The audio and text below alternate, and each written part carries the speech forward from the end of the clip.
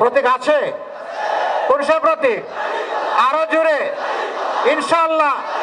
12 তারিখ সারাদিন বিজয়ের মেলা, দাঁড়িপাল্লা। যাদের হাতে জনগণ তাদের বুটের আমানত তুলে দিতে চায়, সেই 4 জনকে এখন আপনাদের সামনে আমি পরিচয় করিয়ে দিচ্ছি। বাগেরহাট 1 আসনে অধ্যক্ষ মৌলানা মশিউর রহমান, বিশিষ্ট আলেমে দিন। দীর্ঘদিন ধরে তিনি হাজার হাজার, শক্ত করে ধরবেন, হাত উঁচু করে ধরবেন। দীর্ঘদিন ধরে তিনি হাজার হাজার আলিম তৈরি করেছেন, সমাজের খেদমত করেছেন, পরিচ্ছন্ন চরিত্র নিয়ে রাজনীতি করেছেন। আমরা তার হাতে ইনসাফের প্রতীক তুলে দিলাম। আরে ভাই, মার্কা আছে? কোন সে মার্কা?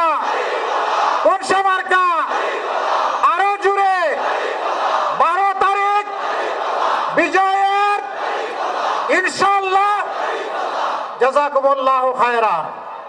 জি, আপনি নিয়ে বসেন, এই পাল্লা হাতে নিয়ে বসেন। তারপরে বাগেরহাট 2 আসন। এই আসনে আমরা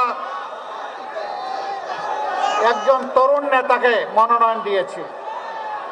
তাকে আপনারা সবাই চিনেন, আলহামদুলিল্লাহ, মঞ্জুরুল হক রাহাত। তার হাতে ইনসাফের প্রতীক তুলে দিলাম। আমরা তারুণ্যকে, যৌবনকে সম্মান করি। এই নমিনেশন তার প্রমাণ।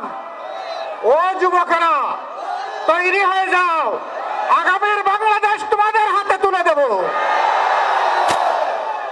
বাংলাদেশের ককপিটে তোমরা থাকবা, আমরা প্যাসেঞ্জার হয়ে তোমাদের পিছনে বসে আল্লাহর শুকরিয়া আদায় করব। বাগেরহাট 2 ভাই প্রতীক আছে? কোন সে প্রতীক?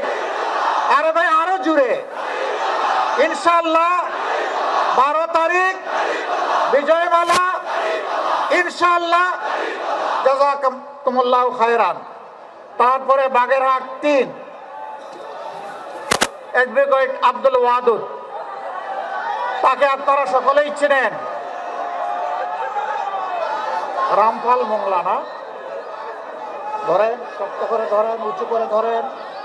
আলহামদুলিল্লাহ, তার হাতেও আমরা ইনসাফের প্রতীক তুলে দিলাম। এই মানুষগুলোকে মায়া লাগে সত্যি। কেন? কারণ তারা সৎ, কারণ তারা কর্মঠ, কারণ তারা দেশপ্রেমিক। ইনশাআল্লাহ আপনাদের আমানতের ভার তারা রক্ষা করবেন। মার্কা আছে?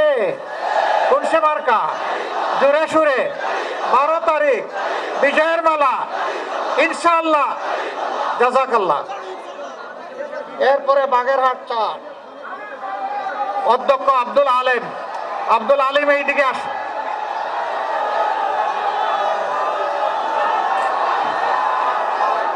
ধরেন, শক্ত করে, উঁচু করে।